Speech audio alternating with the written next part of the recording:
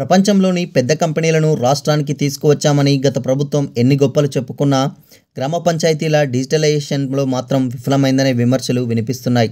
ఇటీవల కేంద్ర పంచాయతీరాజ్ శాఖ విడుదల చేసిన గణాంకాల ఇందుకు నిదర్శనంగా నిలుస్తున్నాయి.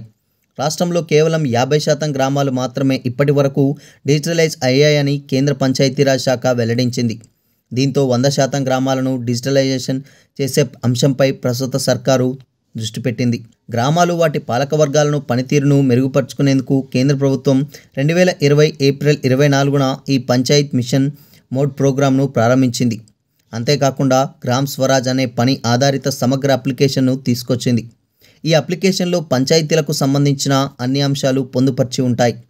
ఆన్లైన్ చెల్లింపులతో సహా ఒకే డిజిటల్ ప్లాట్ఫామ్లో ప్రణాళిక, బడ్జెట్, అకౌంటింగ్, పర్యవేక్షణ, ఆస్తుల నిర్వహణ మొదలైనవి ఈ అప్లికేషన్ ద్వారా వేగంగా చేసుకోవచ్చు.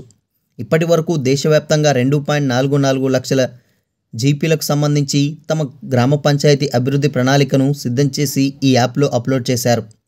ఇంకా 2024-2025కి సంబంధించి 15వ ఆర్థిక సంఘం గ్రాంట్ల కోసం 2.06 లక్షల పంచాయతీలు ఇప్పటికే ఆన్లైన్ లావాదేవీలను పూర్తి చేశాయని కేంద్రం వెల్లడించింది.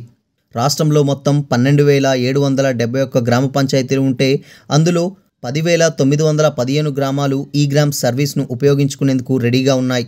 అయితే 5,812 గ్రామాలు మాత్రమే ఈ గ్రామ్ పంచాయతీ అప్లికేషన్ను వినియోగించుకుంటున్నాయని అధికారులు చెబుతున్నారు. ఈ గ్రామాలు మాత్రమే తమ గ్రామ పంచాయతీలకు సంబంధించి అభివృద్ధి ప్రణాళికలను సిద్ధం చేసి అప్లోడ్ చేసినట్టు చెబుతున్నారు. రాష్ట్రంలో 50% గ్రామాలు మాత్రమే డిజిటలైజ్ అయ్యాయని కేంద్ర గణాంకాలు స్పష్టం చేస్తున్నాయి. మిగతా వాటిని డిజిటలైజేషన్ చేయాల్సి ఉందని రాష్ట్ర పంచాయతీరాజ్ శాఖ ఉన్నతాధికారులు చెబుతున్నారు. ఏపీ పరిస్థితి కూడా దాదాపు ఇదే స్థాయిలో ఉన్నట్టుంది.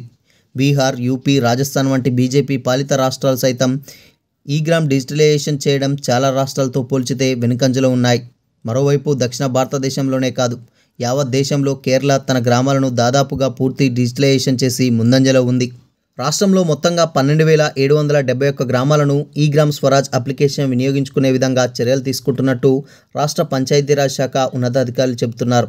ఈ విషయంపై మంత్రి సీతక్క అధికారులకు సూచన చేసినట్టు తెలిసింది.